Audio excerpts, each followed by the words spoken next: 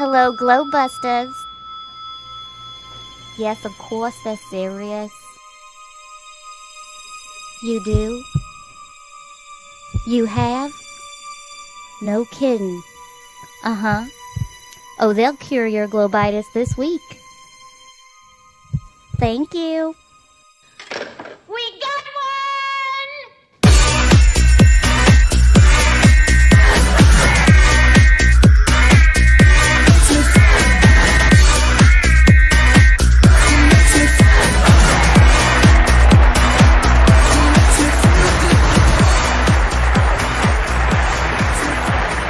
Ladies and gentlemen, it's the Globebusters.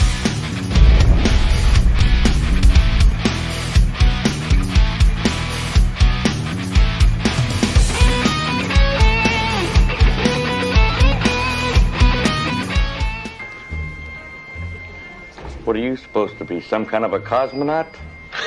No, we're exterminators. And now, here's your host.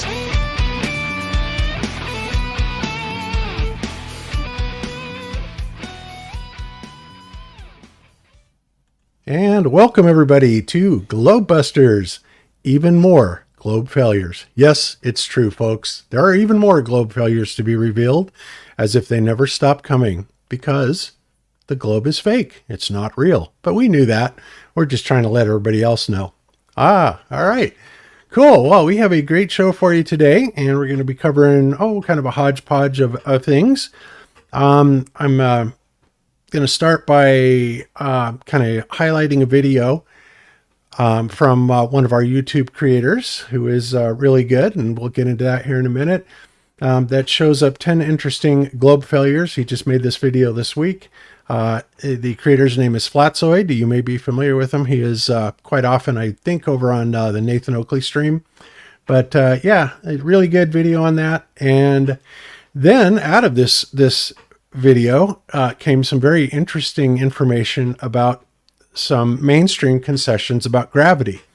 Now, I could have predicted that this was going to happen, but once we see it, I'll give you my thoughts on it.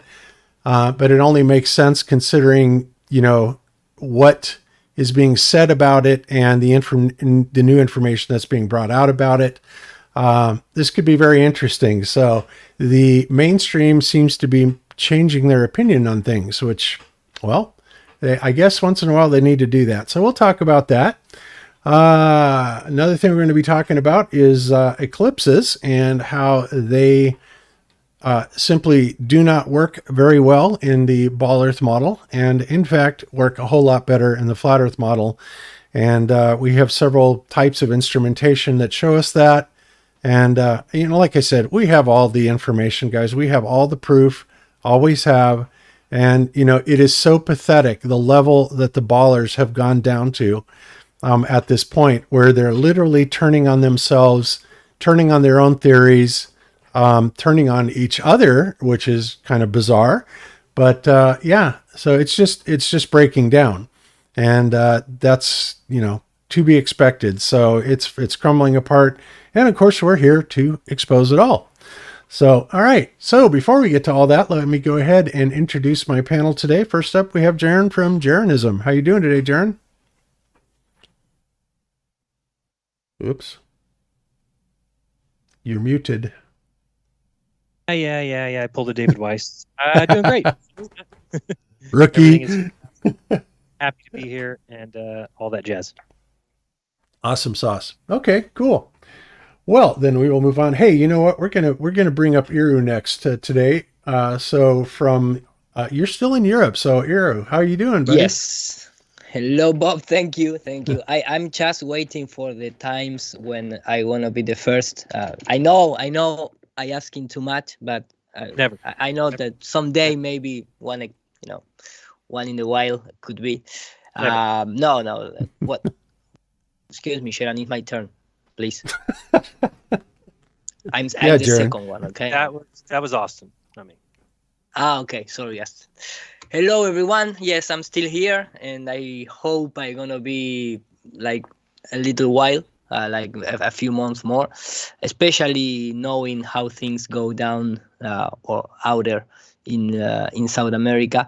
And let me just very quickly congrats a few of friends in Argentina because they organized a Flutter conference, a 2 days Flutter conference in the city of Cordoba. And that is really awesome because at least we don't lose the, the training doing conference. So right now it's running, of course, in Argentina. Is Cordoba in Spain, or is that? Yes, it's the same because we also was conquered by Jesuits, so we have a lot of names from Spain and that type of society. So yes, it's the same name as they have in Spain. So, but it's a really nice story behind because the state of Cordoba is very well known for organized UFO conference.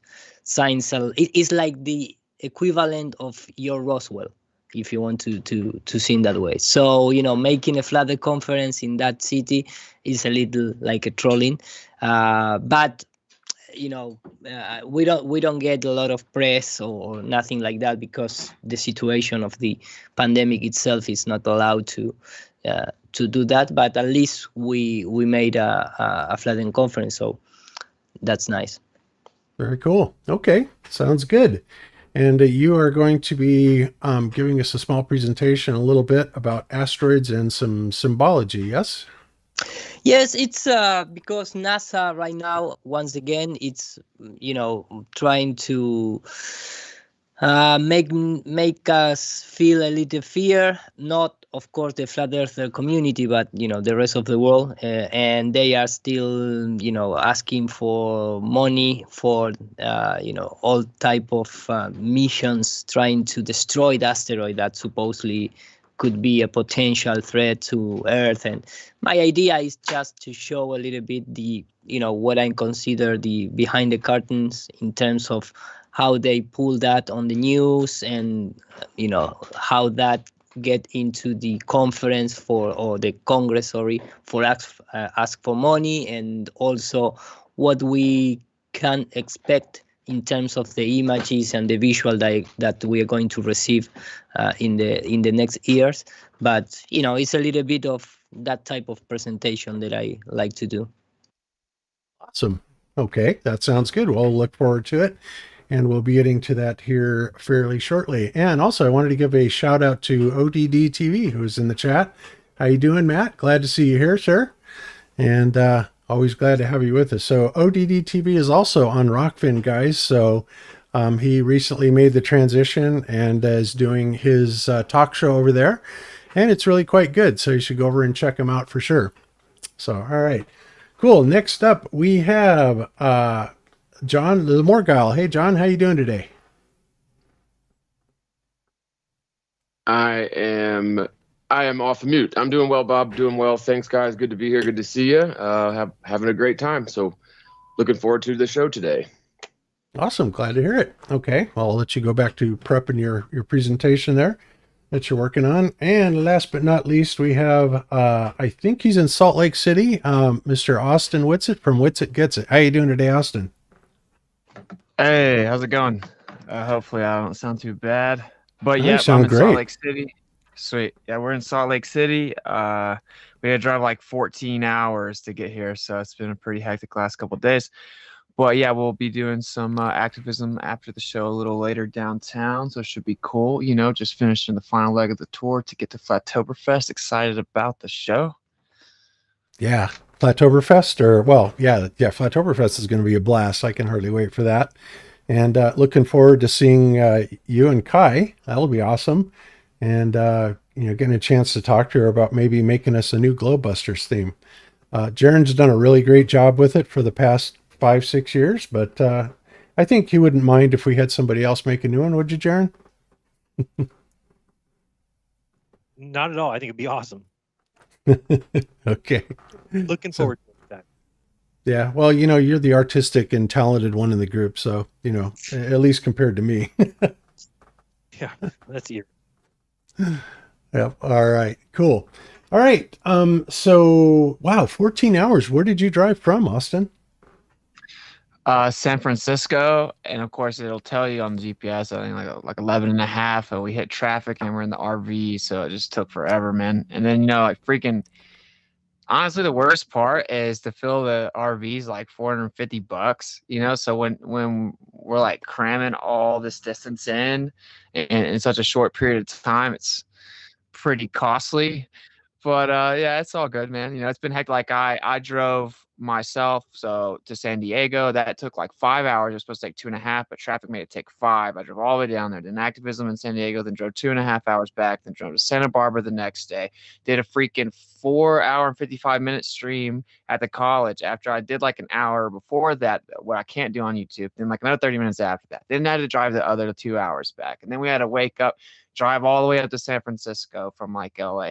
Then we went to the playoff game as soon as we got there, got up early and drove all the way halfway or a little more than halfway, then woke up at like 4 this morning, drove all the way the rest of the way to Salt Lake City. So it's just a whole ordeal, but comes with the territory, I guess.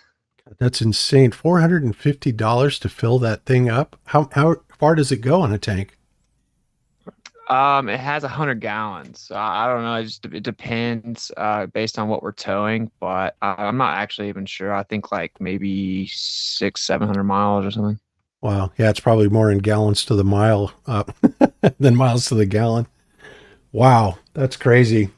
That's one disadvantage I would imagine to having an RV, because they are incredibly expensive to drive everywhere, and that's why you see a lot of people towing around other trucks. But you did manage to get your truck sold, yes? Yes, we got it sold to someone that Chris knew in California, and so Kai let me use her car.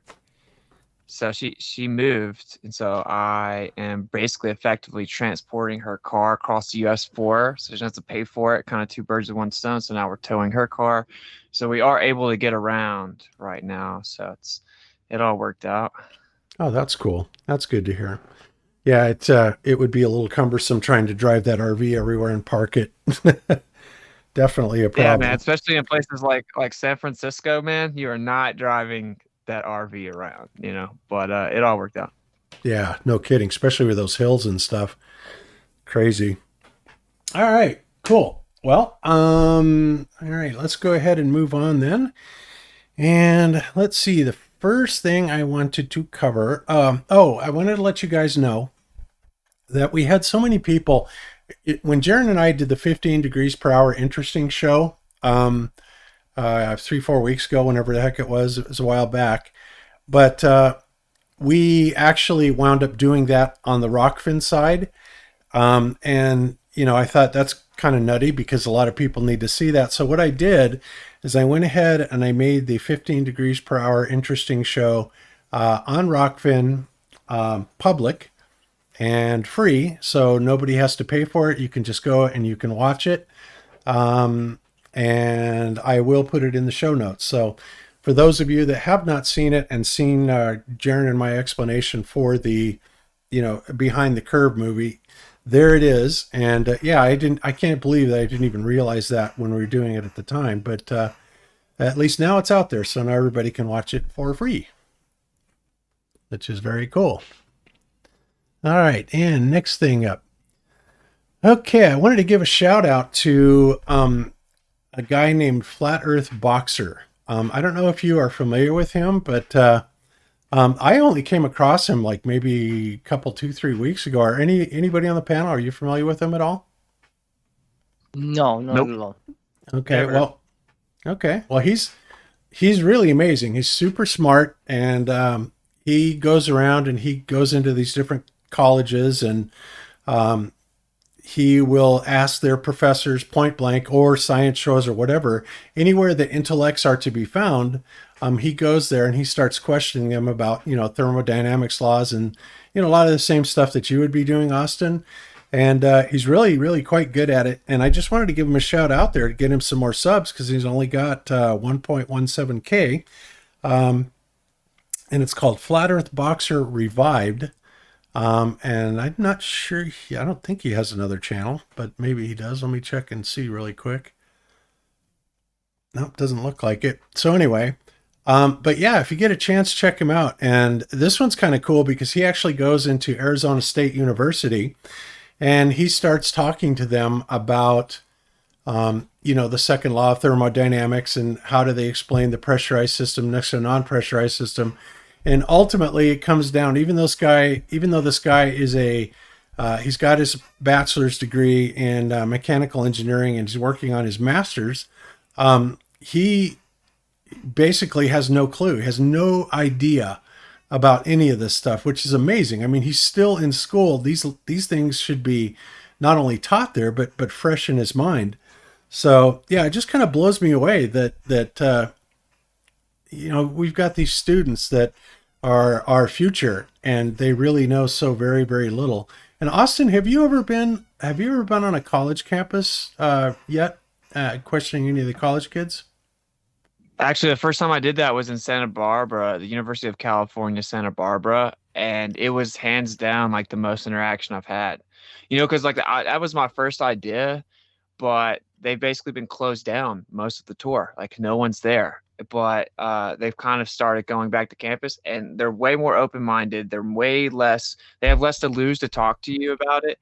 So honestly, I want to start finding a way to integrate that in way more in the last part, or we may even do a little bit more after Flattoberfest. I don't know, because the colleges are the move. And I want to set up outside of like an astronomy department, try to catch a professor. But yeah, the first time I ever done it was arguably one of the most interactive streams. Okay, you know what? And I remember that now. Actually, that wasn't very long ago, was it?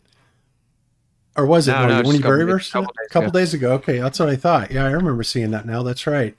And yeah, that seems like that would be a really good place, especially hanging outside of the astronomy, and really, really take these guys to task on it, because I really think that all the stuff that they don't understand, they just kind of write it off. Well, like somebody else smarter than me knows the answers. So if I really need to find out, I'll go find out. But it would be interesting to see what a bachelor's or a master's, level graduate in astronomy or astrophysics or something like that would be able to come out and contribute to this conversation.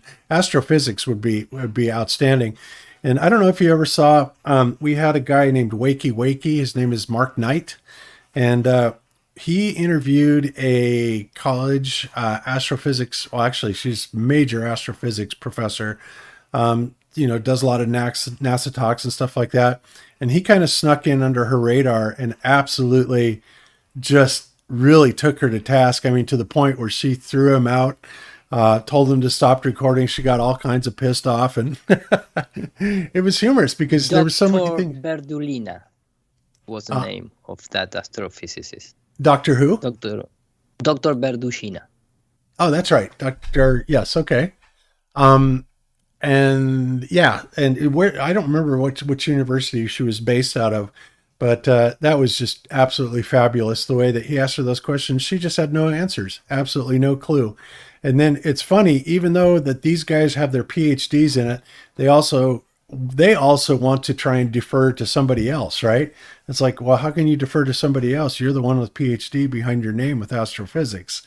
But, I just think it's pretty funny. They said that video was awesome, man. It's such a useful tool because that's what everyone does. And like, we don't really have to entertain their Narnia medium and all this via second law, but I like salivate the idea of it, because I'd be like, well, what about dark matter, dark energy? You're off by 95%, 10 to the 120th power. How do you explain the dynamic threshold problem? And they need to know these answers, right? Like they're supposed to know them, and it would just shatter cognitus. So like it's ideal. I have a feeling that if I see them coming out for lunch, they're just not going to engage with me, right? Like they have too much of a reputation. So you have to get in the buildings. And then, of course, we have the air's going to kill you ordeal going on that I don't capitulate to. So I'm trying to work it out. I think it's super useful, man, because when you find out that these people don't know any of the answers to the questions either, it kind of removes that excuse you have to not think for yourself. Yeah, I totally agree, 100%. And so, I think another good department that you could go to, believe it or not, would be an art department, and talk to them a little bit about perspective, right?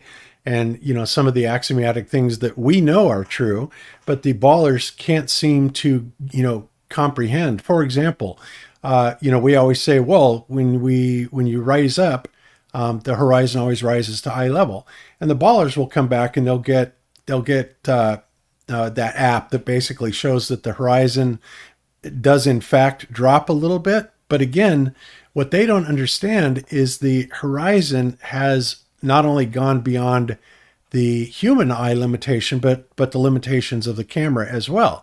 And whenever that happens, it is going to fall off. And that's something that I think people need to, actually hear, maybe from somebody that would be an expert in it, even though to me it's so obvious, because it's obvious, that's obviously the way that it works. And that is why that happens. Because I did a show, in the first year that Jeran and I were together, I was out in Maui and I was taking pictures from our 7th floor condo out in Maui, across to the 7-story building. And then right across from that was the bay, like the ocean. And then across from that was the island of Lanai, right? And it was amazing because you could see right where the island of Lanai touched the ground, the beach there, and then the ocean, and then the top of the 7th floor of the condo that was about half a mile away. And it was all perfectly lined up, 7 stories up. And it will stay that way, to the edge of your resolution, essentially. And then at some point you will get an appearance that it is falling down. But if you could see even better and better and better, then it would stay with you quite a bit higher. But, as we know, nobody can see forever, right? So, and that's something that it just astounds me that the ball earthers cannot get that, especially when you're talking about in terms compared to a ball earth. Because a ball earth, if you go up, you're going to see a drop off of the horizon, and it's going to get pretty exponential.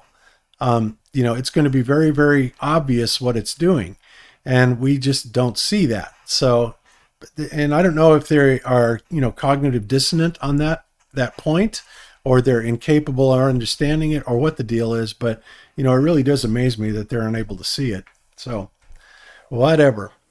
So, okay, so I just wanted to point this guy out, Flat Earth Boxer Revived. If you have not seen him, go sub to him, check his stuff out. He's really amazing, very personable kid, super smart, and you just got to love the way he interacts with people. It's pretty awesome.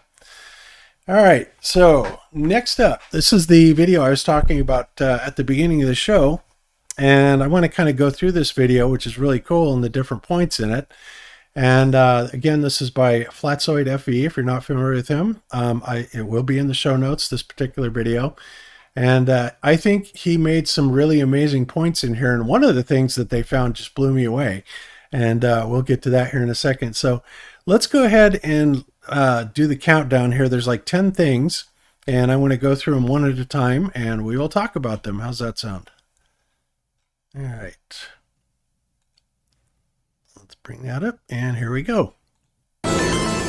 Oops.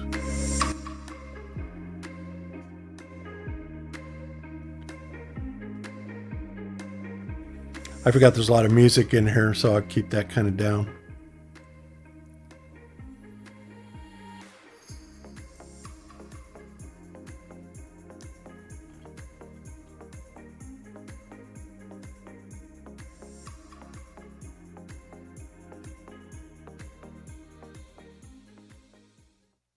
Show where we question the globe and to see if it really stick to reality, because as you know, we all have been through the education system where of course we live on a ball, but right now there are so many lies that are around us that I say, hey, let's just throw all our assumption out there, and just for fun, let's see if this one could also be a lie. As big as possible on a model, and put a little airplane in there because, as I mentioned in prior episode, I used to be a flight attendant. And the first part is I want you to pay attention to one really important fact, is right now we have the three axes. As you can see here, we have our X, Y, and Z right there. And at the bottom here on the X here, we have an infinite plane. And as you can see, no matter how high I go, the infinite plane is always at eye level. It doesn't matter how high you go, and especially with this perspective here, we have infinite view, right? There's no limit on our sight in that 3D modeling. There's no atmosphere, there's none of that stuff. So really, that's how an infinite plane works, is that no matter how high you go, it's always high level. Obviously, people are going to say, well, yeah, that's because you have an infinite view on that paint perspective program. And it's like, yes, and that is the point. If we had an infinite view, then it wouldn't matter how high we went up. That horizon would constantly, always rise.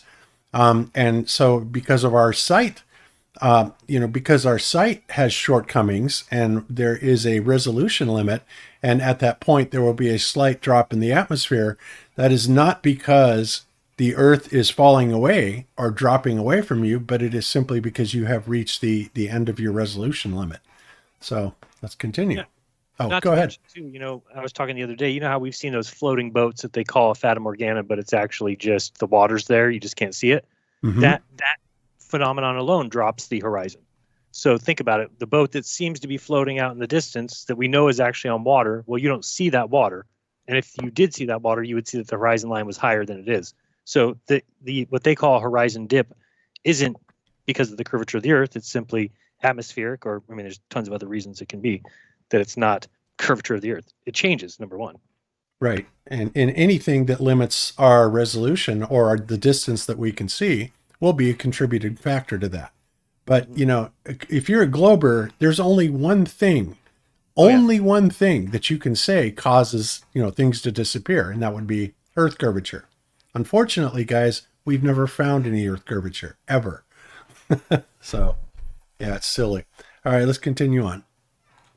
So even if we play here with the little here, so this is going to be how we play around it. So just for fun, let's go back to our little plane around here.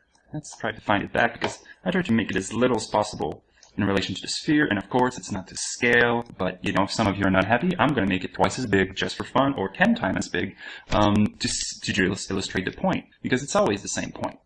If you're above a sphere, okay, let's try to get as close as possible to that little plane. So if you're above a sphere, and let's say you take off, you're right here, and you take off, and imagine this here is the horizon on the ball Earth. Let's forget about the infinite plane at the back. So you take off, and look at what's happening to the horizon. It's falling. It's always falling. And as you go, all you can see is at the bottom you would see the ball horizon that would drop from your perspective. There would be no way that would be possible. Because as you know, when you go on a plane and you look out the window, and I know because I was a flight attendant, I did it every week, at least 2 or 3 times. I was going Montreal to Cancun, Cancun, Montreal. You take off, you look at the horizon, and it just follows your eye line. It always like this. And I just did Vancouver, Montreal, and I just paid really attention, and that was the case. It's always high level. Now, as I was putting this little airplane here, guess what I did? I went on to Flight Simulator, and I was curious, how did they do it? You have to do Flight Simulator. How did they do it over the ocean? Well, check this out. We're on Microsoft.com, and let me read this here. The RQD algorithm, as published, is really intended for flat Earth pairing, where the sea level elevation reference is assumed to be an infinite plane. Since Flight Simulator model the Earth's curvature, we have to modify the algorithm a bit. The main object is that the unmodified RQT tend to eliminate nearly all the mesh vertices over large open expanses of ocean, which is interpreted as being completely flat. Now, of course, the one thing that Microsoft doesn't say about this is that, if that were the case where they had to model it, for the flat, then they would have to be also making a concession that all the instrumentation on the aircraft was designed for use on a ball Earth, right? But ironically, no. Do they have to change any of that? No, they don't have to change any of it. Do they need to change any gyro functions? Nope. How about that horizon that we constantly see dropping? Nope, never have to do that. The plane just automatically does that all by itself according to gravity, right? And the plane also, when it does compensate for that, when it does actually, either drop the nose or lower the power, or however it does its 2,700 foot per minute that it must drop on a z-axis. Wow, what did Microsoft do there? Obviously, they didn't have to do anything, and the reason they did it on a flat and stationary plane is because that is exactly what we are on, and I'm pretty sure that the developers know that full well. So let's continue. If you were going to create a model of reality and you're doing around the ball, but it doesn't work over the ocean, you have to make it a plane.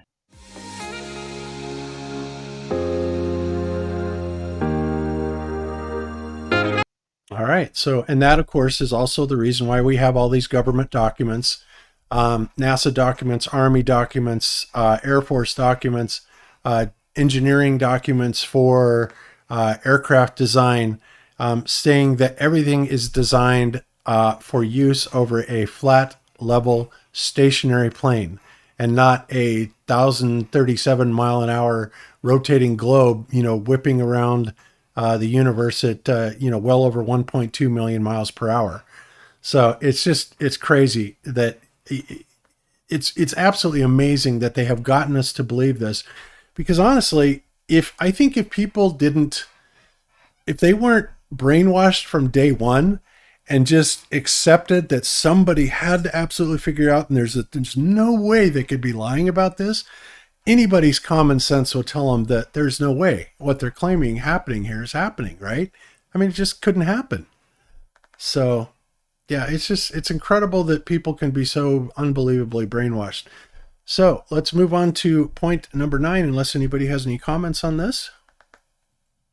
No? Good. Okay. No, but not an actual comment, but I remember this video it was one of the first that I really start to paying attention, because I see this video a long time ago, and I'm start doing this video motivate me to start doing my own simulations, and then trying to address that topic. It's very interested. I don't going to say that we live in an infinite plane, but for me, in this case, infinite plane could be equal to a very, very large surface.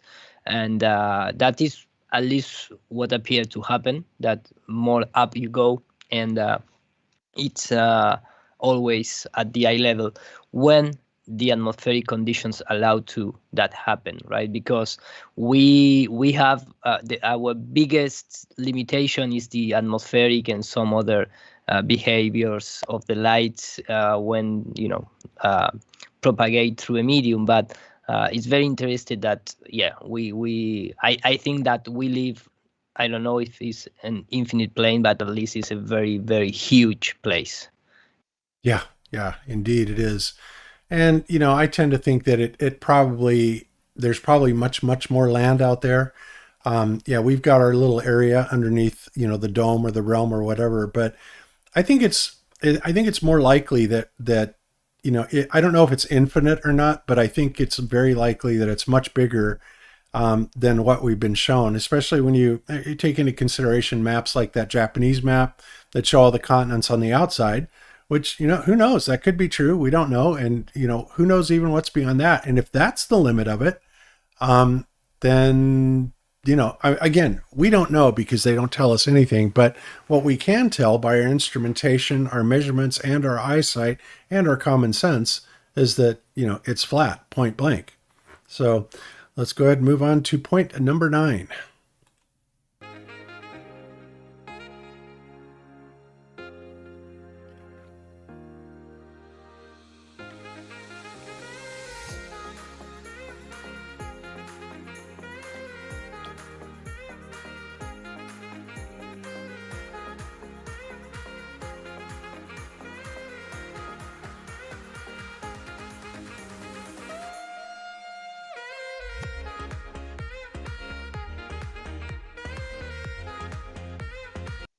Okay. So Jeran was actually the very first person that came up with this in a video that he did debunking Red's rhetoric, which, you know, I was in utter disbelief that they came out with this video. But Jeran, I'm sure you remember the video where they're taking a picture of the horizon, right? And then they're all acting like a bunch of idiot clowns. There's like 6 or 7 of them on the panel. And they're saying, what is that? They're taking this, they're scrunching it, they're bringing it all the way over to the right side. And of course, then there shows a little teeny tiny bit of curvature there, right?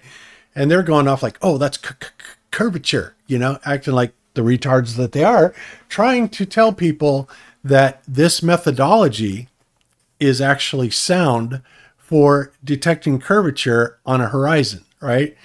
And what you did to counteract that was utterly brilliant. But I mean, this was so bad. So anybody want to guess off the top of your head why this is a bad methodology for doing this, for detecting curvature? It's that the fact that you can take a picture and shrinking down to, you know, from the sides to the center, and you're going to see, oh, look at that is the curvature, but that is based on the lens and nothing more than that. It's that video? Yeah, it is. It is based on the lens. It is also, if anybody actually ever did see curvature with their eye, it was likely something that was, you know, part of the physics of the eye that would allow them to see that, even though I've personally never seen it. I've seen some pictures that look, you know, with differences in visibility, that you get things that might look like a little bit of curvature, but on a really crisp, clear, you know, day looking at the horizon, you don't get any curvature. And right, because, well, the horizon is a equidistant circle in all directions around you. And so that circle is necessarily curved, right? And so that is going to have curvature. You know, if you squish it down to a quarter of a frame size, then it's going to look like a curve. But no, it's because the horizon is an equidistant circle at eye level all the way around you, right? So that all circles are curved, right? But not Absolutely. all curved things are spheres, I would say. Absolutely. And that's why it's so laughable that Globers will say, you know, oh, look at that, the boat's disappearing over the horizon in front of us. And you can actually see much more area looking left to right, especially like what I used to do in Hawaii, than you can looking forward. And you can see clearly with your full peripheral vision, you can see, I don't know, what, 160, 170 degrees at least, I would say. And you don't see any curvature in that whatsoever. And you're also seeing at a distance easily, I would say, up to close to 100 miles. Well, that would mean that you should see, you know, from one periphery to the other, across your line of sight, you should see a half a mile of bulge in the center, right? And if you don't think that's a lot, think about, you know, what I was showing in Hawaii, where the islands were only like, you know, 1,000, maybe 2,000 foot up from sea level. So if you took a 2,610 foot mountain, which is half a mile, right, of sea level, and you placed it and you stretched it out on the earth, do you think you could not see that? I mean, it's absurd. Of course you could see it. And you would be able to see that curvature as well. It's absurd that they deny that. So, and of course their excuse is they come up and they say, well, yeah, but that's just a little teeny tiny amount compared to a 30,959 mile. It's like, it doesn't matter. What we're comparing it to is the surface of the earth. We're not looking at the whole earth all the way through. We're looking at this change, this bulge, as compared to the surface of the earth, right? We're not looking at the whole earth. We can't even look at the whole earth. So for them to even bring it up is patently absurd, right? So anyway, so what Jeran did on this is he took a picture of his granite countertop, right? And then scrunched it, and sure enough, he got a little bit of curvature. And then he took a picture of a line going across a CRT, a perfectly straight line, and then scrunched it, and sure enough, there's that. So, I mean, you know, I've seen a few people do this. Mr. Sensible was doing this on a video with Kyle Adams, and I'm just going, you got to be kidding me. That is such a retarded methodology. I can't even believe they are still sticking to this. especially after the pasting that Jeran gave them on his video, and they're still using it. It's like, what about that do they not understand cannot possibly work? It's just amazing. Well, it's Dumbos, and they know that their audience probably doesn't watch us at all. So as long as they don't mention it, then they just look smart, right? So they're not going to come out and say, "Oh, we were wrong about this." They're just going to keep going, and that's what they always do. So what can you do? Yeah, it is, and that's why we get so frustrated. And then people say, "Well, why are you so short with these?" And it's like, well, the reason is because we get asked the exact same thing 100,000 times over. Then these people do not go out and research it on their own. They come in and they just they will state, well, this is true as a fact, and then they will demand answers when they have no idea how dumb they look and how much this has already been discussed and covered. I mean, guys, over the last 6 years, I think Jeran and I have pretty much covered everything. In fact, I don't know what else we could possibly cover, and it makes me kind of sad sometimes because it makes it hard for me to try and find new stuff, right? And yeah, I can cover old stuff, and we wind up covering a lot of old stuff, but I guess that's good in a way because you get more adept at it. If it's constantly repeated, then it gets memorized better, you understand it better, the whole 9 yards. But it is so simple that one-time presentation should really cover it for a lot of people, but it doesn't. So that's the way it goes. So anyway, let's continue on through number 8.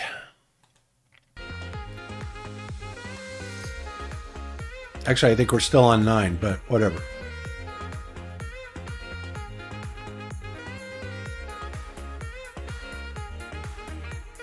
Okay, now at 8.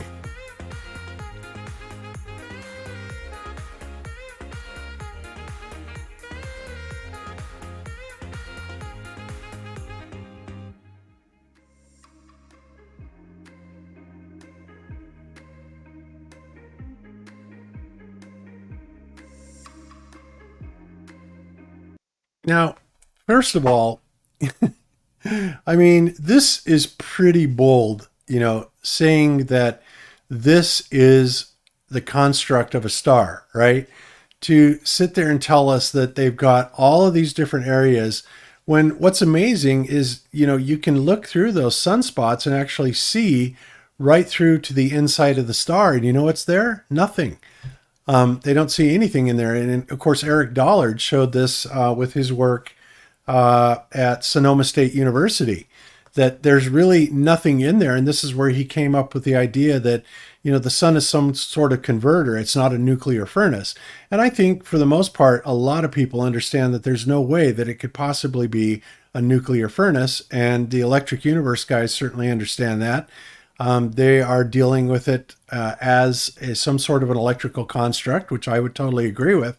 But, how would they form in the first place? Well, they tell us that they form in stellar nurseries and basically like nebulas, right? Where these gases of hydrogen and helium and, whatever, particulate gases that are required to do this actually will come together through their mutual gravitational pull and form a star. But it's like, and it keeps coming together where it gets so massive that the utter compression of these gases ignites it into a thermonuclear reaction. Now, I've done a little bit of studying on this, and I can tell you for a fact that that is not even close to how the idea of setting off a thermonuclear action works, let alone all the conditions leading up to it, right? So where exactly are they coming up with this? When, first of all, if you have nebulas as gases and particulate matters, how is it that they're not just dispersing everywhere out? How could they possibly not only come together in space, but come together with such unbelievable gravity and force that they cause a thermonuclear reaction? A few years ago, I did a video called Which Came First, the Gravity or the Sphere?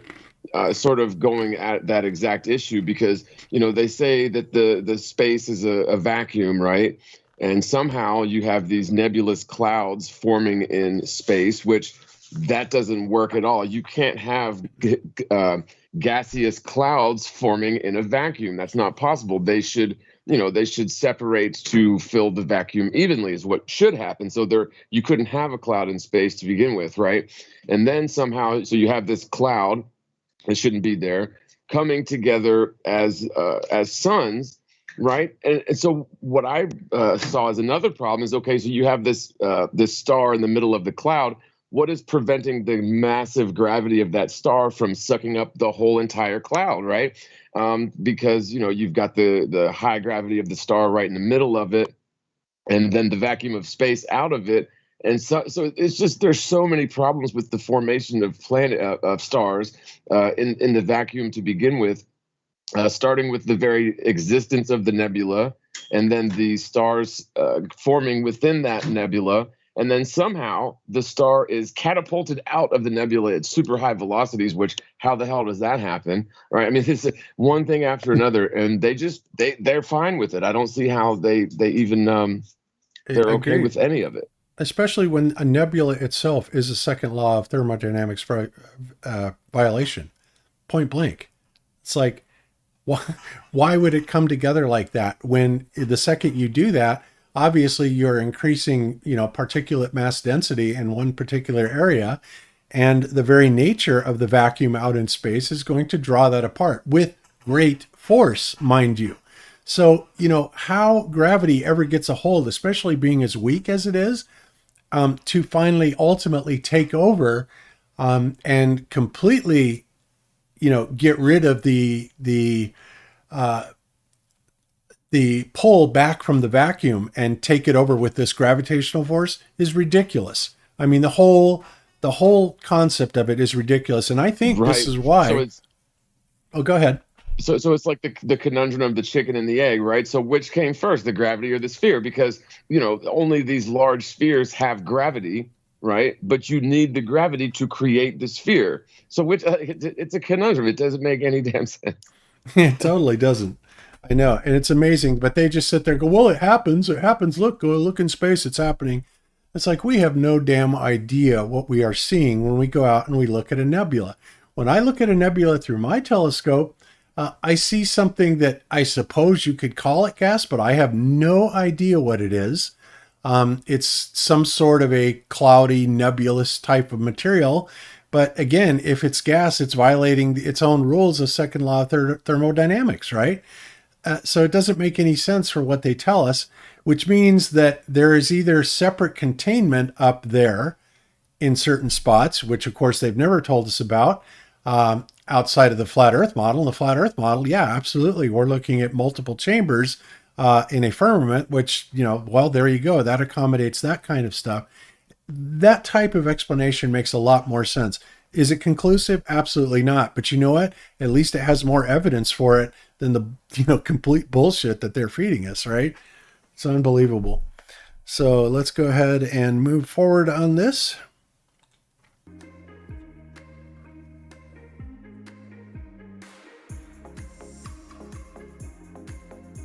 Yeah, since when does helium and hydrogen compress into each other and create a core that heats up? Exactly. These are totally legitimate questions. There's no way that they can be answered, let alone demonstrated.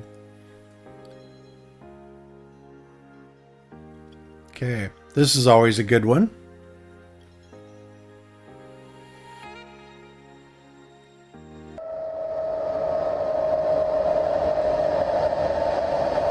Man, that looks really painful. Jeez.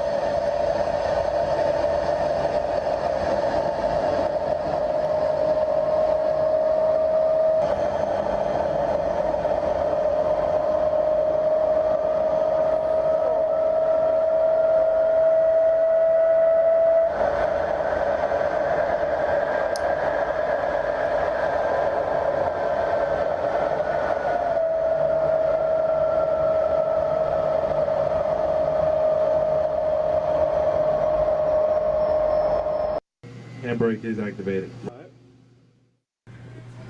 Alright, we're going to take it up to 12 Gs now. Sweet. Yeah, right. No? We You could die. do 8.5. That's as high as Captain will let us go. So that's your last try. So we're going to crank it up to 8.5. 8.5? We're ready to go. We're going to get you up to idle speed first. We're gonna get moving at 3, 2, 1, engage. All right. Go ahead and pull back on that stick. Let her go.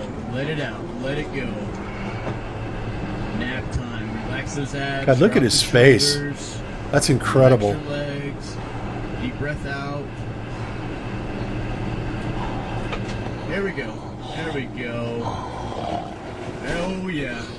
There we go.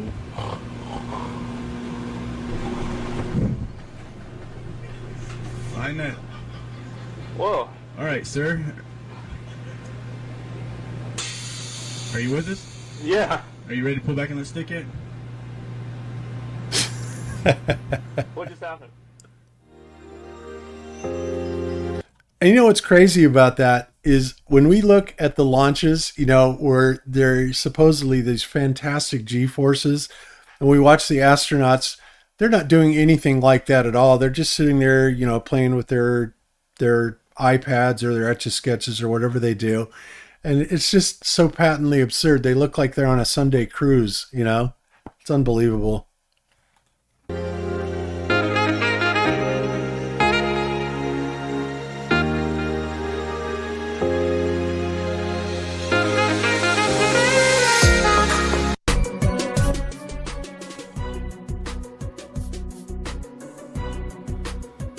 Now, I don't really know what the G-forces would calculate out to this would be, but I do have an idea what the edge velocity would be.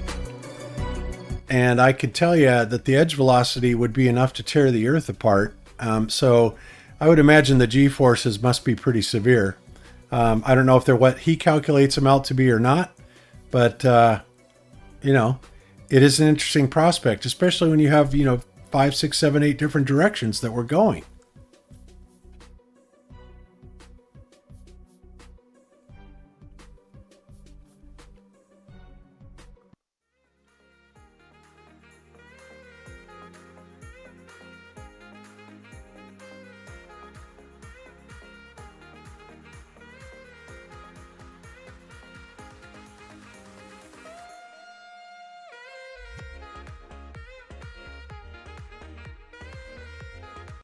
Yeah, now 22,272 Gs. I have no idea where they got that from. But, you know, like I said, what I do know is that with all those different motions and the fact that they are curving, they're curved linear, that makes them automatically in a state of acceleration, right? And no matter how minute that acceleration is, and I think I've seen Globers calculate it out, well, okay, the acceleration change for somebody that's like 200 pounds would be like 15 grams or something like that. Well, you know, per ratio, that's not a lot. You may or may not feel that with your vestibular system, but like I said, and I've said it a million times, you will feel it with instrumentation that is meant specifically to measure that, right? I mean, that type of accelerative force is going to be easily detectable. And have we ever seen one single vector acceleration being measured in real time from NASA or anybody else in the scientific community? The answer to that is no. And you never will. You want to know why? Because it doesn't exist. And this should be something that should be exceedingly easy to measure. Wouldn't you guys agree? Should be. Well, yeah. Yes. It is supposedly we need to have into account things like the focal pendulum or, you know, things like that supposedly prove the rotation of the Earth. I imagine or I assume that with our new technology could be much easier to do something like that. Yeah, I totally agree. And especially when you're talking about the precision of laser interferometry, and that, of course, just the existence of laser interferometry in and of itself proves that the ether exists, because without it, you could not have the Sagnac effect, and without the Sagnac effect, you would not have ring laser or fiber optic gyros, because that is exactly how they work. That amazes me that nobody ever seems to question that. Prove me wrong. Where are the ballers saying, no, Bob, that isn't how they work? It's like, really? Then show me how they do work. But I have done a lot of research in them, and they work by laser interferometry. The manufacturers say it. Every scientific document I've ever seen says it. And it's point blank obvious. If the Sagnac effect is real, then the luminiferous ether is real. And if the luminiferous ether is real, then Einstein's special theory of relativity is bullshit. And even Einstein admitted that himself. Let's continue. Number 6.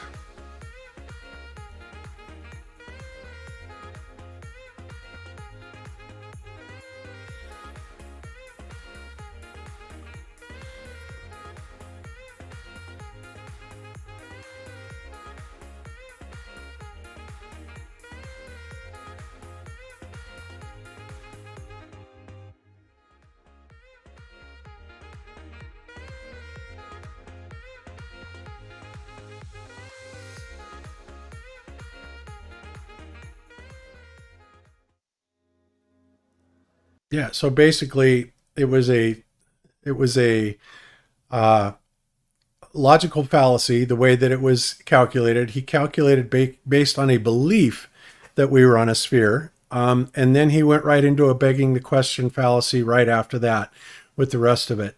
And of course, the baller's interpretation of that, how they will try to prove it to you, is then say, well, how come then the Polaris will drop a degree if you go 69 miles out? And it's like, well, we don't actually know that it does that because nobody's ever seen it do that. But I will give to you that, okay, that it does. That could very easily work on a flat Earth also. In fact, it works much, much better. And, you know, one thing we know from working now with sextants is that sextants actually require the stars, that particular field, to be all on a linear level plane. And in other words, the star field would not work the same way. And, you know, I think that's being debunked really, really well these days. So it's just, you know, again, they're just falling apart left and right. And, you know, they keep making up things and then contradicting themselves and saying ridiculous things like, oh, well, there's no such thing as a geographic horizon. It's like, really? Then how do you get your R radius? How do you get your tangent point if there is no such thing? How do you measure that? And without the measurement, how do you do anything? You can't. So let's continue.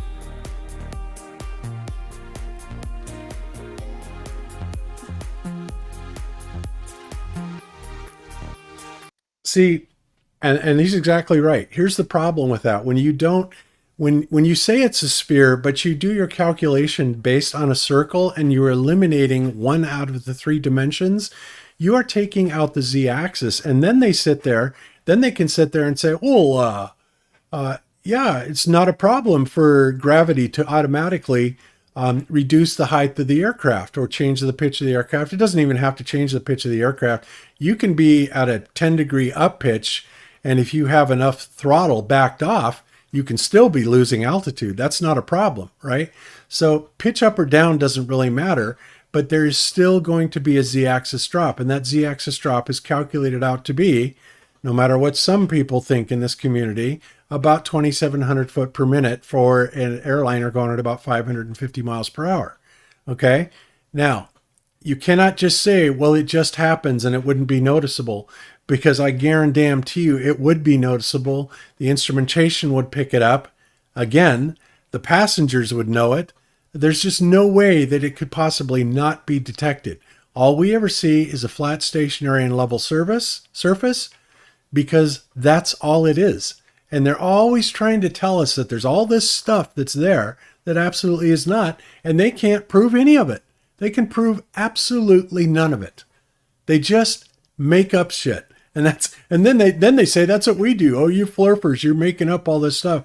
It's like, I can't even, God, I should count it up one of these days. The preponderance of disevidence for ball earth and all the bullshit things that you guys, concoct trying to prove your theory, right? And that goes from Aristophanes forward, and everything you have done is either completely imaginary or in la la land, and none of it exists. None of it can be proven. None of it can be proven in a lab or under any scientific experimental conditions. None of it can be proven. No motion, no z-axis, no nothing, no sphericity, nothing. So, I mean, it's a losing proposition. And it is, like I said a million times, it is amazing that people have been brainwashed into believing this mythology. So back to number 4.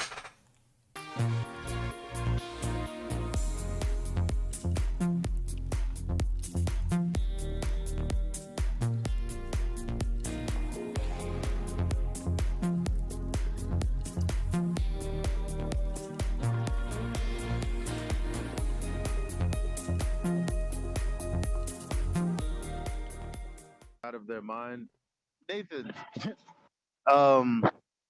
look at the what I found on Google. Somebody posted it as a screenshot one day. It's loading up now. There it is. So somebody posted it as a screenshot one day, and I was like, oh my God, here's another flat earther, a fake flat earther, giving us a bad name by sharing some false information. There's no way in hell they typed that in to Google and it said that. And sure enough, I typed it in and that's what it said. Now it's a cluster. It's a. Okay, so I had to see that. So I did. I typed it in myself. And sure enough, it says universal gravity is a theory, not a fact, regarding the natural law of attraction. This material should be approached with an open mind, studied carefully, and critically considered. The universal theory of gravity is often taught in schools as fact, when in fact, it is not even a good theory. Okay? Now, I agree with that. And you guys know that I fully believe that there is a downward accelerative force. In fact, I am absolutely certain of it. And the reason, guys, that they do not try to apply this theory, what we have talked about it being an electrical phenomenon, is because we are within that construct. It is very difficult to isolate the construct that we're within to another environment. Now, it can be done to some degree.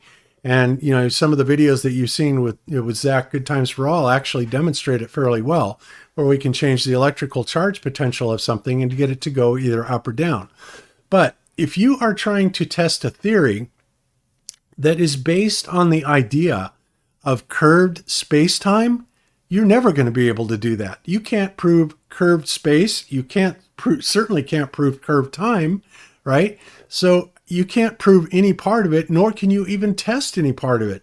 And even if you go back to the Newtonian theory, right, which is the mass attracting mass, well, all I can say is that I have yet to see an actual convincing, successful demonstration of that could not either A, be written off easily by electrostatic attraction, which of course is what we would be saying gravity is anyway, or something else. But, we've produced video after video after video of teachers' assistants that simply cannot get the Cavendish experiment to work, or their version of it, right? The mass attracting mass. And that wasn't, of course, that was not even what it was designed to do in the first place. So it is amazing. So what's going on here, right? So the National Center for Space and something, NCSE, I forgot NCSE. Oh, National Center for Science. Let me go to it. Science education. Okay, so what are they doing here? Why are they changing? Why is this the number one result? If you type in "is gravity a theory?" Why does this come up as a number one result? And why does it basically go in and debunk itself? I was frankly blown away when I read this. And Called it. Yeah, no doubt, right?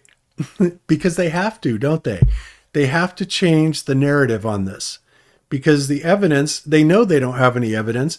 And not only that, when you have other theories, which, I believe will be proved and can be proved in using electrostatic theory, that they're going to have to switch over to this other theory. And I think the reason that they went with gravity in the first place is because, again, they're only going to give up as much as they are absolutely forced to.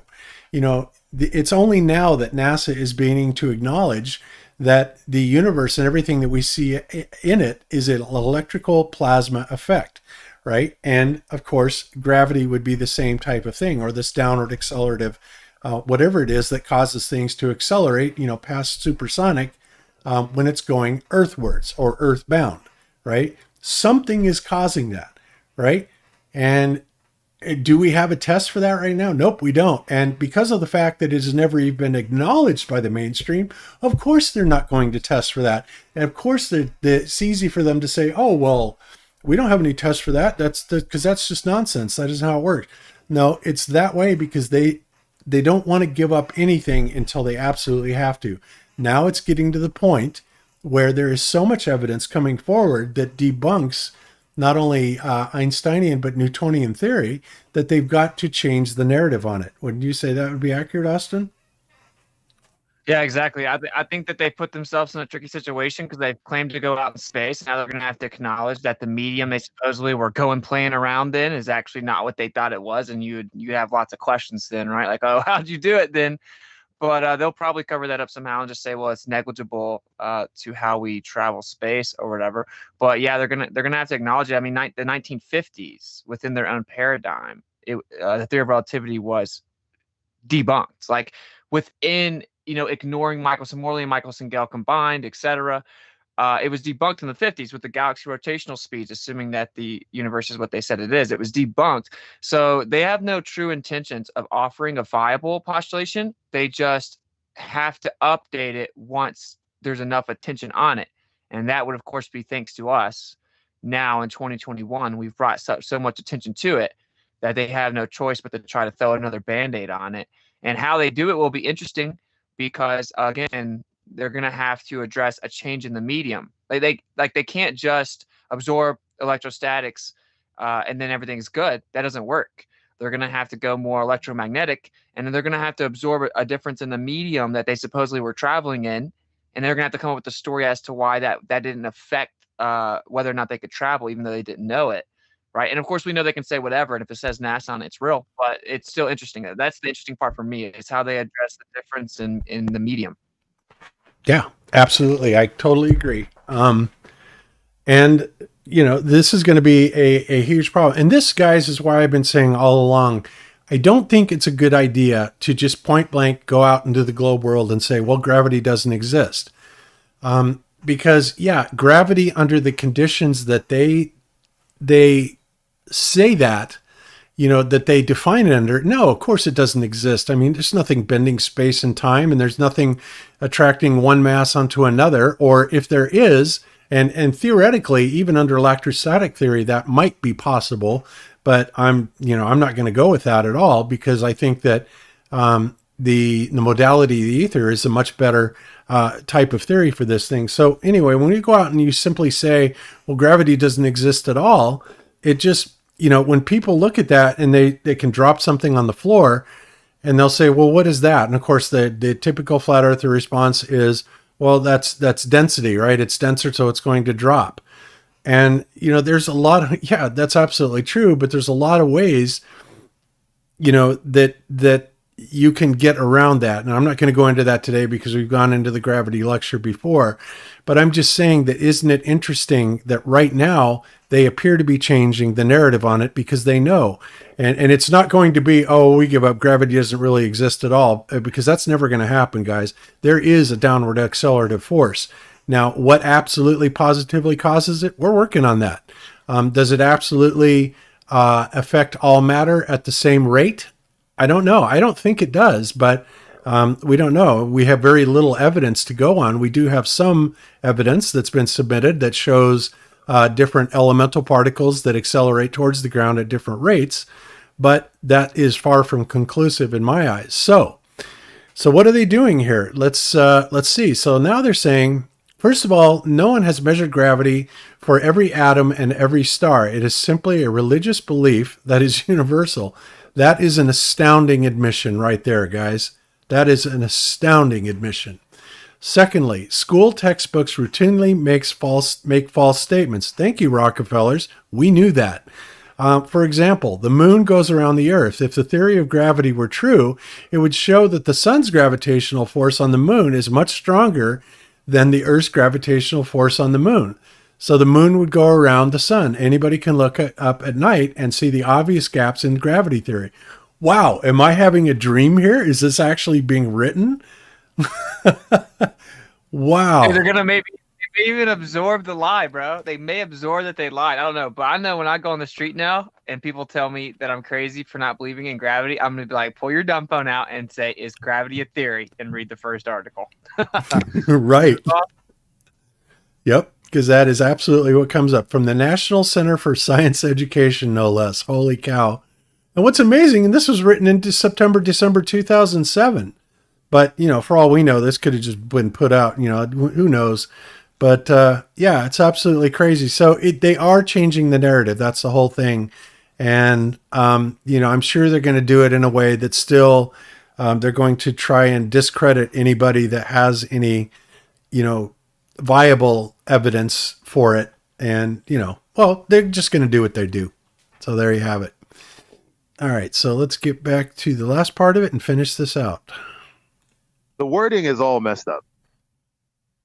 But even still, for the normie out there who doesn't understand the difference between a scientific theory and a natural law, reading this is still quite damaging, because what are they going to say? Hold on. When was this published? So it's the top result that it shows on this Google search related to ncse.ngo.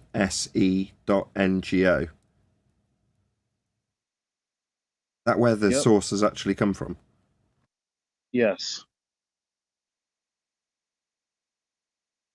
National Centre for Science Education. Not a fact, they say. Want to read this out, Eli? Yeah, sure. Universal gravity is a theory, not a fact, regarding the natural law of attraction. This material should be approached with an open mind, studied carefully, and critically considered. The universal theory of gravity is often taught in schools as a fact, when in fact, it is not even a good theory. Okay. I mean, as a statement, I'm surprised that that's there as a Google research piece of information. So you go into the search, and I'm thinking like they're gonna have some type of caveat. Like, who are these people? Why is it the first search you find? Look, so this is the next part. First of all, no one has measured gravity for every atom and every star. It is simply a religious belief that it is universal. Whoa. What? Whoa. Have you got a screenshot of that? Sorry, this is nuts. So that they are intentionally now changing or shifting the paradigm. If this is the first search result, then I can't quite. Wow. I'm a little bit aghast. I mean, just want to pick apart a few issues I've got with it before we move on, though.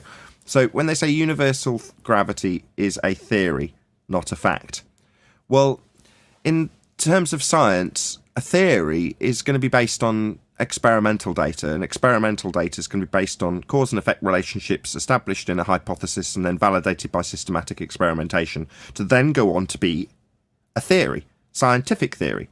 Now, their use of this word, theory, is colloquial, not scientific theory. They're not referring to it in that regard, but they've still got that in their heading. So it's kind of a bit baffling that they're using this word theory. I know why they're using it. It's because that's what they describe it as in the title. But it's highlighted. So it says, universal gravity is, and then highlighted or bold typeface, a theory, comma, not a fact, comma. So that bit's bold type. Well, okay. So why would it be the case that you'd want to draw your attention to people's idea of theory being negative? So it's just a theory is kind of the way they're phrasing. It's just a theory. It's like, well, hold on. If you're talking science, which this description would be in that category for anybody who's on a sphere, this is science. That's what they think is science. So when they say a theory, not a fact.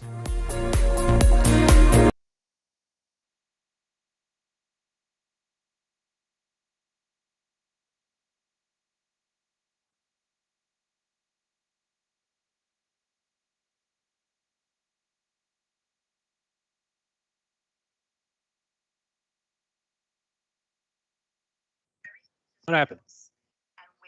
I don't know if it was just me. I don't know. I believe the same thing, but it's something that. So I'll play happened something to for you the- guys. You guys can hear it. Yeah, it was me too. There's this fan of the show. Her name is Charbinks Art. She's in my Telegram group, but she's trying to say something about gravity, and it's over my head. And then she wanted me to say it on the show. I'm like, I can't read that. Whatever you just said. I said, why don't you send me a recording of you saying it, and I'll play it on the show. So she just sent me this recording. So I'm going to play it. This is her thoughts on gravity. We'll just play this while we wait for Bob. Tell me if you can hear it. Oh, I'm sorry. God, I was muted. What an idiot. I'm sorry, guys. I don't remember what I said before that. But go ahead and play it, Jeran. I'm sorry. Continue on. I did hear what you said. Okay, we'll just play this, and she just wants to get her idea out there, and I think it matches what Bob and Austin think. But go ahead and tell me what you guys think. All right, we're not hearing anything out of it. You can hear it.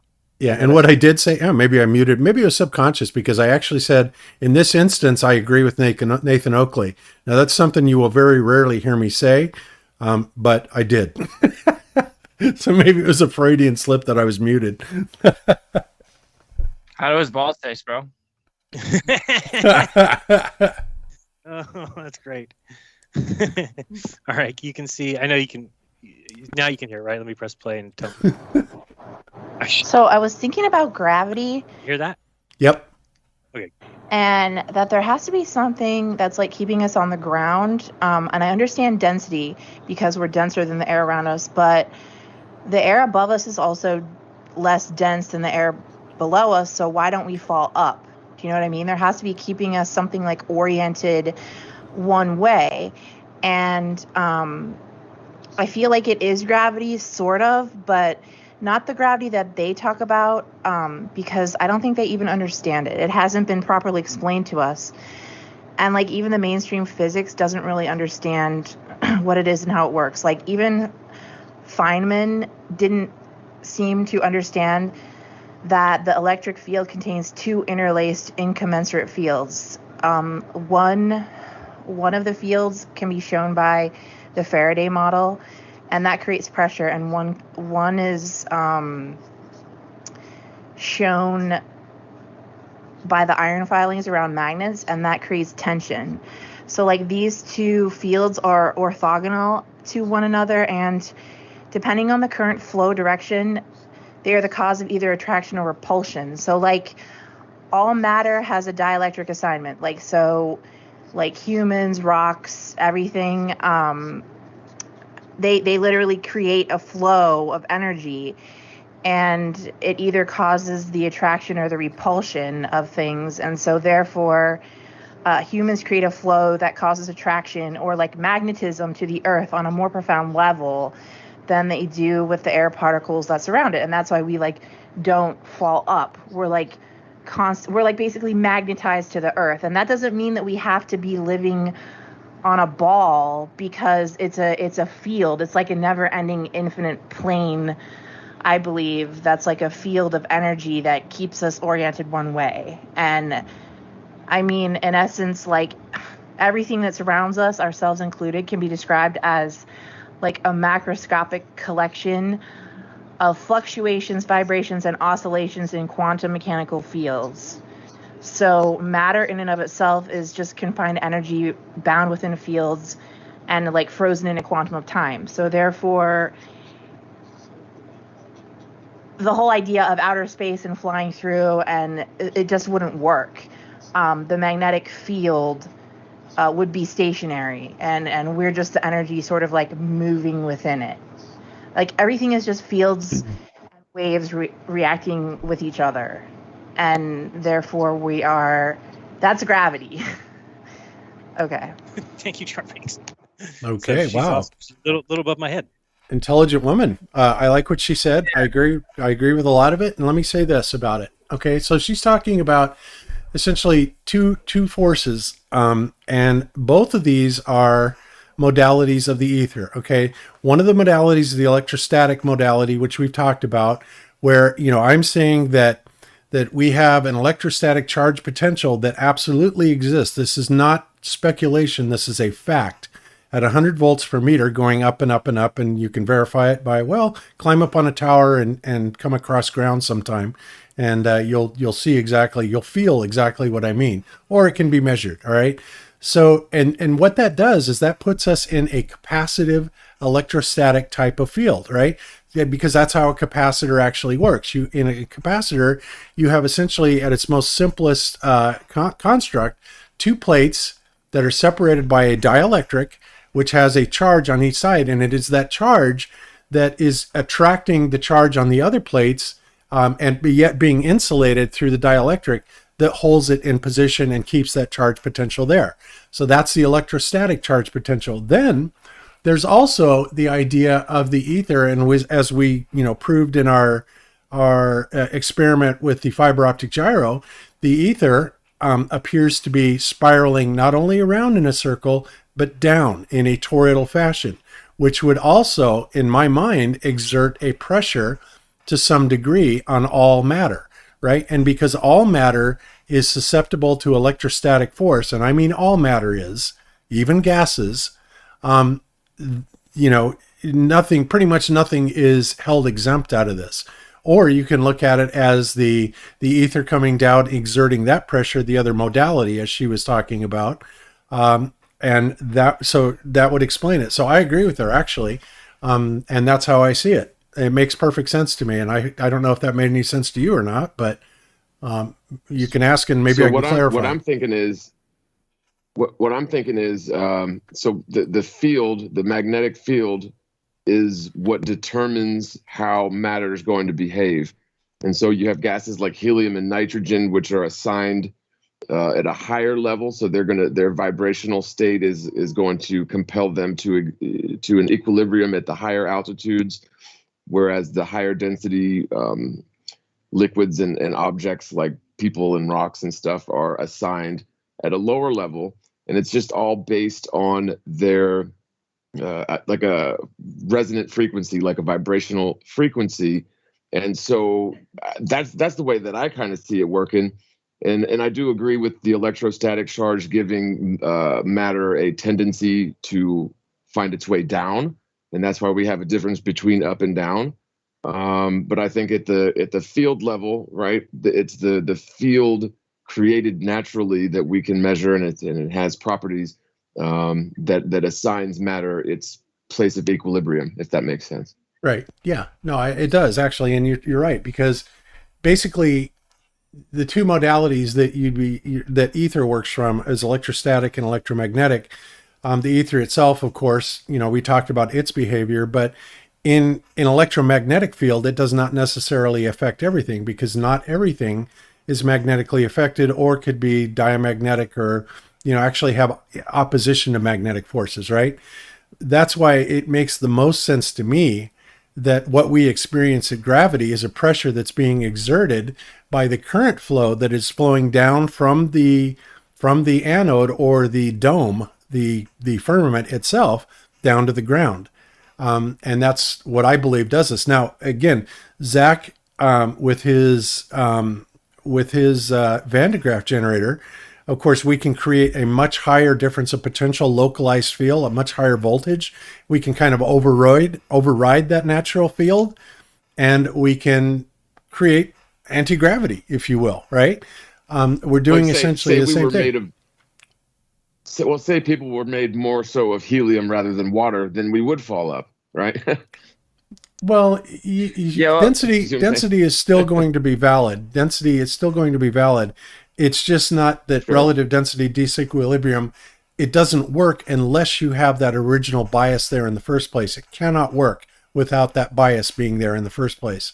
At least that's my opinion. Exactly. Because I was talking to a biochemist. Ironically, this is actually what I made my presentation about, by the way, of course. But like I was talking to a biochemist while we were getting food after I did activism at the Giants game. There was just a random biochemist there. He's asking these questions, and he's like, "Well, what is it that gives the intrinsic, density?" And that's what I think Bob and I have been harking on, right? Because it's like, what are you guys going to say when they ask you that? You're just going to say, oh, it's just there, right? Well, like, what gives it? That's what he asked me. Well, I had the answer, right? And I said, well, this gets a little technical. He's like, I do pretty good with technical. I'm a biochemist from what. And so that's the whole point that no one wants to acknowledge, which is that what is it that is the intrinsic part of it? The part that I would take issue with of how she phrases it kind of presents this false dichotomy, in my opinion, of like either you're going to go up or you're going to stay on the earth, right? And I don't really see that being the case. I don't see that we would go up, right? Because we are more dense than the air, but what gives it the density?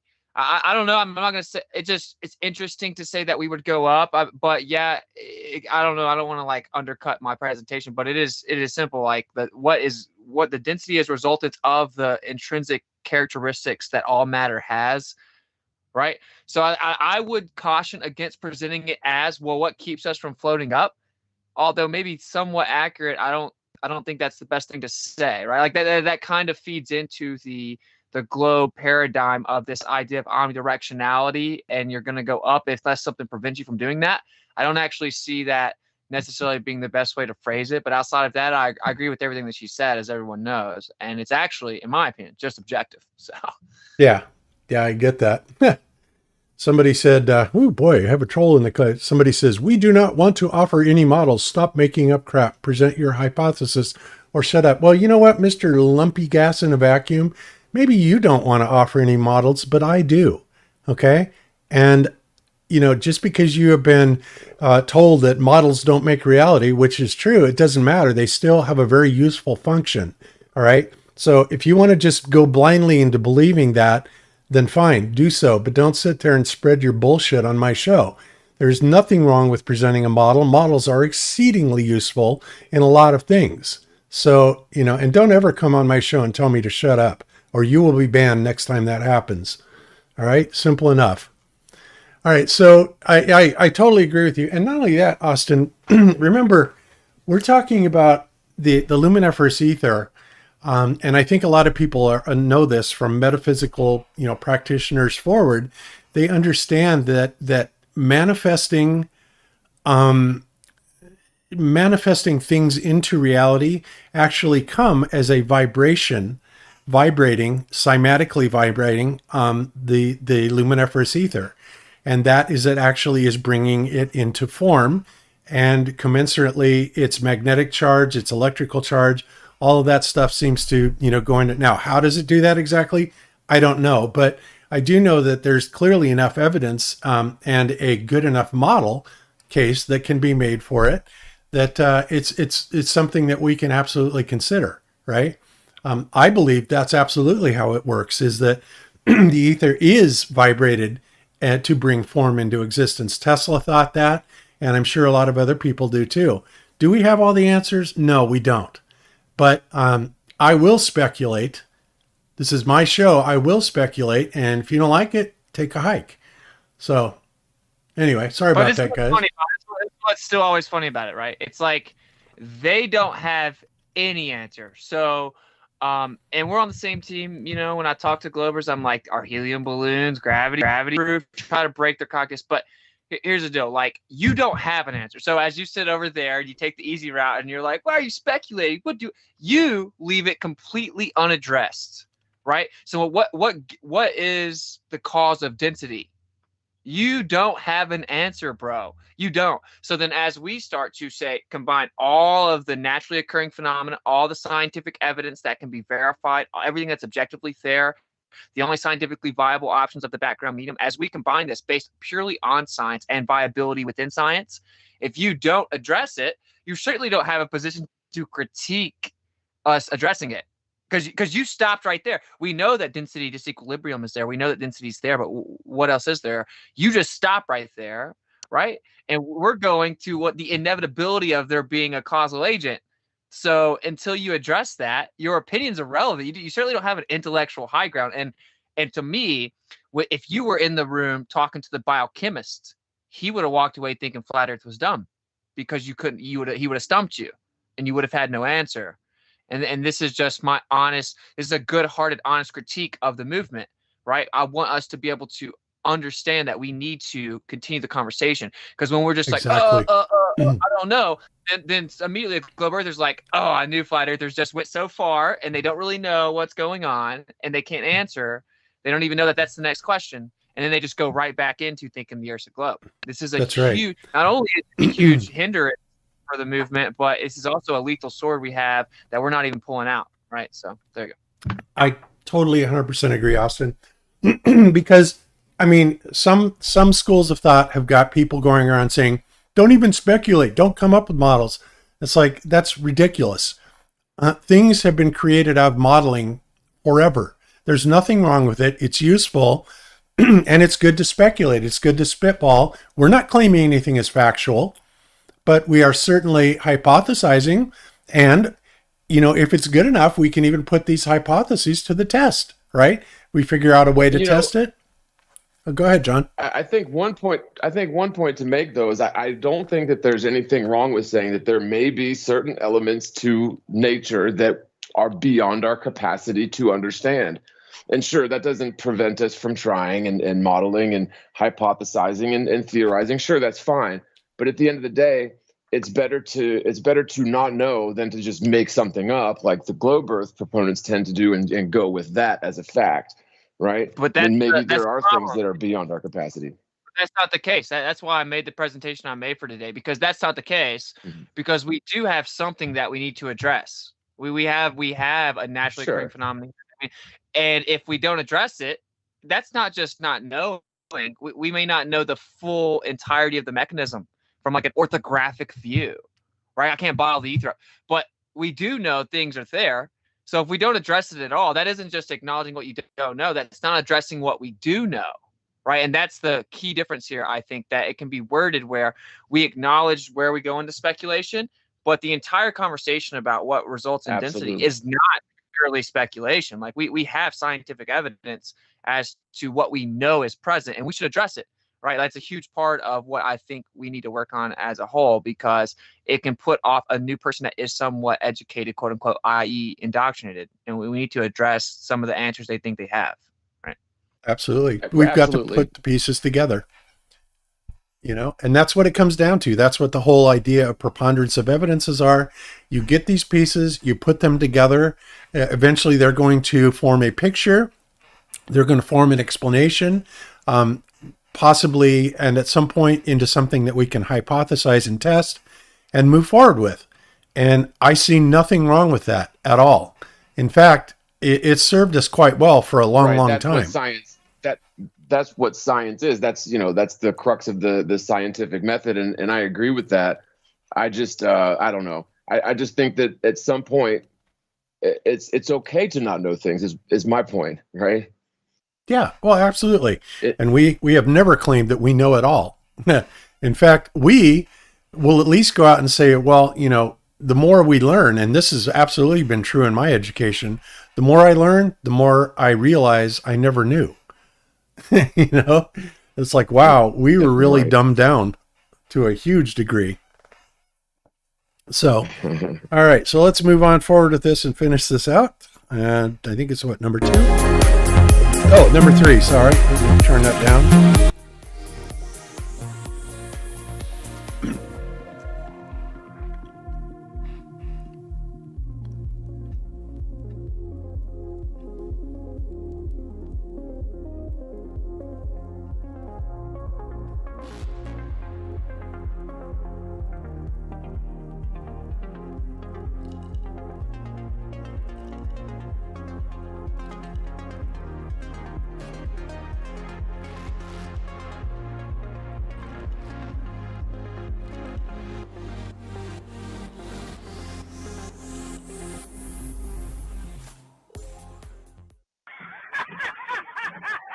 Yeah, and that's totally the truth too. They sit there, and we mentioned this earlier. They tell us, well, you can see the boats go over the curve, and that seems to be the only way we ever see curvature.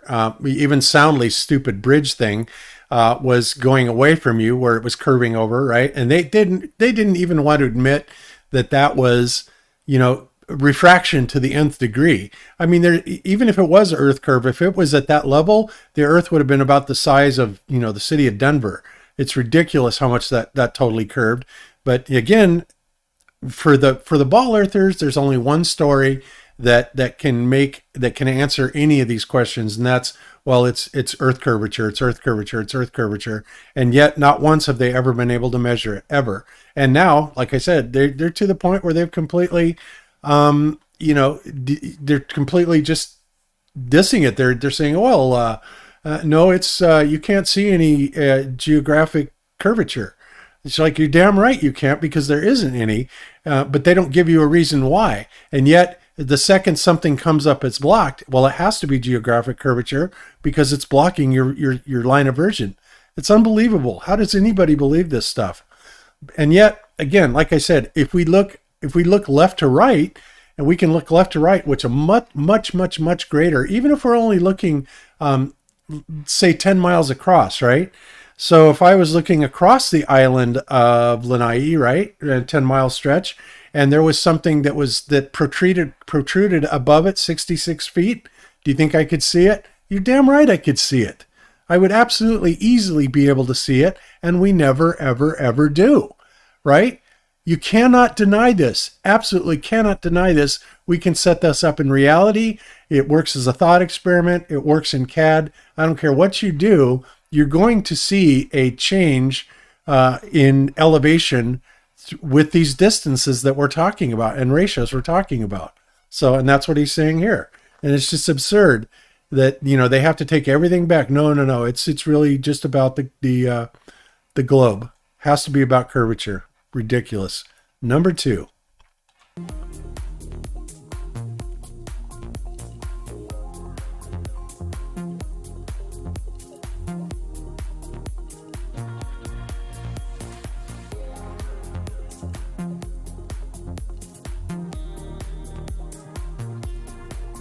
Yeah, this is another crazy thing too. They've changed level to level is actually curved. Now, this is a really great point right here, because if they're telling us that the Earth is a geoid, and then they say, well, it's a slight ellipsoid, but if we look at the Earth supposedly, right, supposedly how it exists without the water, and of course water is nowhere near as dense as the land mass would be, right? The iron core, or the, all the minerals and the dirt and all the stuff that make up the Earth, then it would be an almost certainty when you put the water on here to straighten out the geoid, make it a little bit smoother. Nevertheless, water is far less dense than the Earth that's below it. Therefore, theoretically, would have a far lower gravitational attraction. So what should happen then? Well, that means that I should be able to bring a gravimeter over to here, and it should not be anywhere near as much as if I brought the gravimeter over to here, because look at the difference from here to center versus here to center. There's a whole lot less, probably several hundred, if not 1,000 miles less of land mass itself, right? Does that happen? No. The actual gravitational measurements that we do measure are very, very minute. They are there, but they are very minute, and they do vary all over the Earth, plane, whatever. So again, this is just another one of those things. When it really comes down to it, they tell us, how the Earth and all this stuff would be so worked out perfectly because it's just a slight oblate spheroid, or like a pear, but you look at it like this and it's nowhere near that, right? It's ultimately massively deformed, and these deformations would have to make changes in gravitational constants according to their model, right? Simple as that. But the reality is this isn't the model at all. It's a flat plane, and again, it's an electrical construct. So let's continue.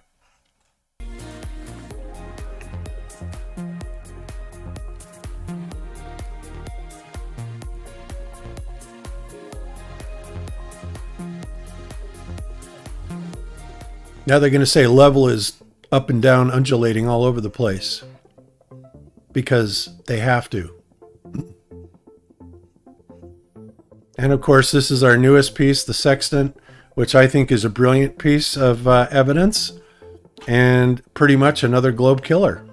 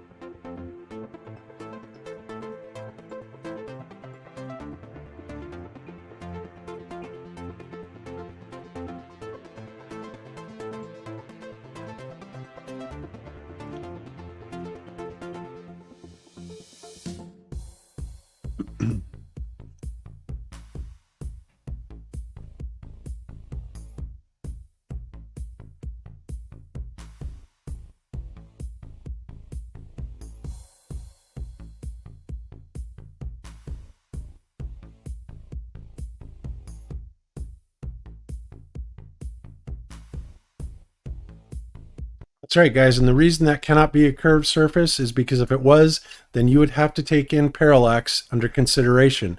And that will change your angle at the top of where that sextant is looking at. That doesn't happen.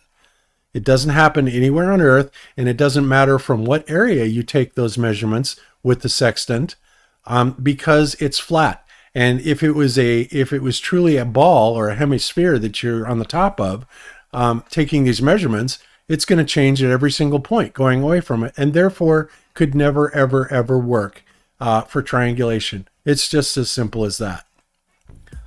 So that's it, and I think this is really a brilliant piece of work. And, congrats to Flatzoid on it. I think he did a great job on it, raised some really good points. So there we have it. Okay, guys, so I think we're going to kill the YouTube feed and move over to Rockfin. And we have some really interesting things to share on Rockfin. One of the things, Jeran, I don't know if you saw this or not. Where is it? Let's see. Let me find it. I know you know who Ronnie and Jason are. Yeah, have you seen this video by any chance? No, what is this? Video glitches out, local stars exposed. It's a trip, man. It shows Venus. This guy is still alive. I forget completely. The real globebusters. They're the real globebusters. But I have to admit, this footage is a trip, man. But I don't want to risk getting a copyright strike on YouTube, so I'll show it to you on Rockfin. But it's interesting to say the least. But because I don't think they have the ability to fake something like this, but I don't know what's going on with it either.